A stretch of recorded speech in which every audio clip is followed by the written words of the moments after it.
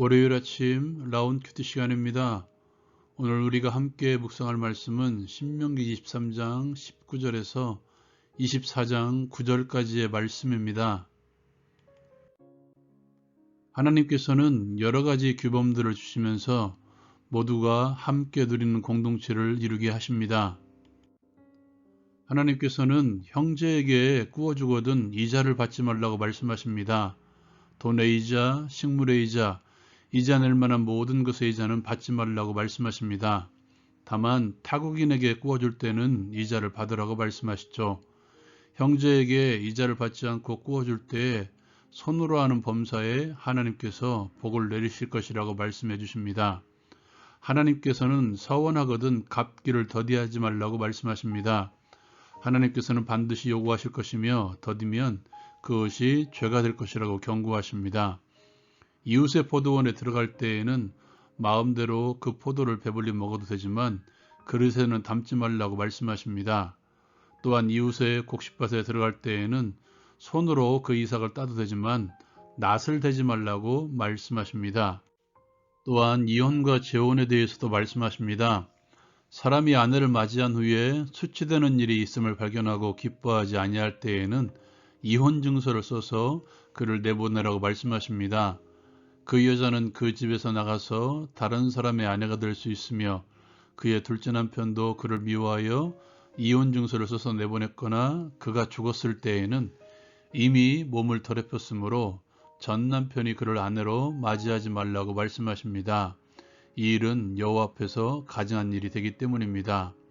이러한 것들을 통해서 하나님께서 주시는 약속의 땅을 범죄하게 하지 말라고 경고하고 계십니다. 사람이 새로이 아내를 맞이하였으면 그를 군대에 내보내지 말고 아무 직무도 맡기지 말라고 하십니다. 1년 동안 한가하게 집에 있으면서 맞이한 아내를 즐겁게 하라고 말씀해 주십니다. 사람이 맷돌이나 그윗짝을 전당 잡지 말라고 말씀하십니다. 이는 그 생명을 전당 잡는 것과 마찬가지라고 경고하십니다. 사람이 자기 형제를 유인해서 종으로 삼거나 판 것이 발견되면 그 유인한 사람을 죽여 공동체에서 악을 제하라고 말씀하십니다. 나병에 대해서도 말씀해 주시는데요. 나병에 대해서는 삼가서 레위 사람 제사장이 가르치는 대로 힘써 다 지키라고 말씀하십니다. 하나님께서 미리암에게 행하신 일을 기억하라고도 말씀하십니다. 미리암과 같은 위치에 있는 사람도 격리한 후에 진영에 들어갈 수 있었음을 상기시켜 주는 것 같습니다. 적용을 위한 나눔의 시간입니다. 먼저 서로 통용하는 공동체에 대해서 함께 나누기로 합니다. 하나님께서는 형제에게 구워주되 이자는 받지 말라고 말씀하십니다. 이웃의 소산물에 대한 규정도 나의 시선으로 보면 나의 포도원에 누가 들어와서 손으로 따먹을지라도 용납하라고 말씀하십니다. 돈을 구워주어도 생존수단은 전당 잡지 말라고 말씀하시는 규례, 병에게 의무가 있는 자라가 할지라도 가정을 꾸리면 1년 동안 가정을 돌볼 수 있는 시간을 주는 규례들을 보면 어려움 가운데 있는 자들, 가난한 자들에게 옹색하지 않고 오히려 나누는 공동체를 세워나갈 수 있도록 율법으로 규정을 지어 놓았다는 것입니다. 하나님께서는 최소한의 것으로 공동체 내에 있는 모든 이들이 함께하기를 원한다는 것이죠. 몇 년 전에 방영되었던 응답하라 1988이라는 드라마 중 한 장면이 기억이 납니다. 저녁이 되면 반찬 그릇을 들고 돌아다녔던 친구들의 모습입니다. 이웃과 더불어 함께 식사 교제를 나누는 장면, 수학여행 가는 가난한 이웃집에 옥수수를 쪄가지고 바구니에 슬쩍 돈봉투를 찔러놓고 오는 집주인 아주머니, 이 모든 것이 이웃 간의 나눔이 있었던 옛 풍경의 모습입니다. 요즘은 이웃에 누가 사는지도 모르는 실정이죠. 문제는 교회가 그렇다는 것입니다. 한 교회 다니는 사람인데도 누가 누구인지도 모르고 교제도 이루어지지 않는 실정입니다. 자기의 것을 숨기는 아나니아와 삽비라 같은 이들이 너무도 많다는 것이죠. 초대교회를 기억하십니까? 믿는 머리가 한마음 한뜻이 되어 모든 물건을 서로 나누어 사용했습니다. 자기 재물을 조금이라도 자기 것이라 하는 이가 하나도 없었습니다. 초대교회 인물 중에 바나바라는 사람이 있었습니다. 그의 원래 이름은 요셉이라는 이였습니다. 그런데 그의 이름을 바나바라고 사도들이 불렀다는 것이죠. 그 이름의 뜻이 위로의 아들, 격려자라는 뜻이 있습니다. 자기의 것을 기꺼이 내놓는 사람이었죠. 하나님께서는 이 시대의 바나바들이 많이 일어나기를 원하십니다. 교회 공동체 내에서도 그렇고 또한 교회가 세상을 향하여 바나바로 살기를 원하신다는 것입니다. 바나바 신앙이 되려면 우리에게 가장 필요한 신앙 가운데 하나가 재림신앙, 부활신앙입니다. 이 땅은 나그네입니다. 나에게 있는 모든 것은 내 것이 아니라는 것이죠. 내가 잠시 사용하고 돌려주어야 될 것들입니다. 하나님께서는 지금 그것을 돌려주기를 원하신다는 것이죠. 가진 것을 가지고 다른 이들을 향해서 억압하고 횡포 부리는 자들이 아니라 노블리스 오블리주, 가진 것을 가지고 나눔의 삶을 살아가는 것이죠. 이것이 하나님의 정신이고 그리스도인들이 일으켜야 될 그리스도의 문화입니다.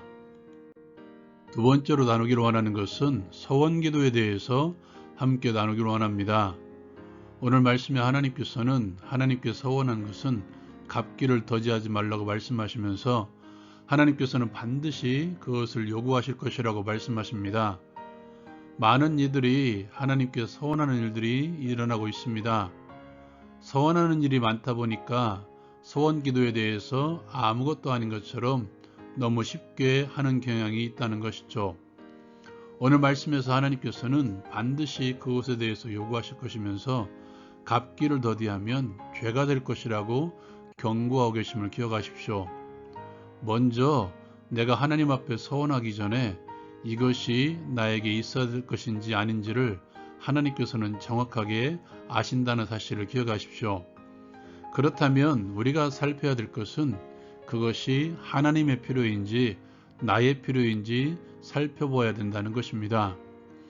하나님을 위한 일에는 나에게 주신 달란트와도 연결이 되어 있습니다. 내가 서원하는 것들이 교회 공동체를 섬기는 나의 달란트와 연결이 되어 있는지 생각해 보라는 것입니다.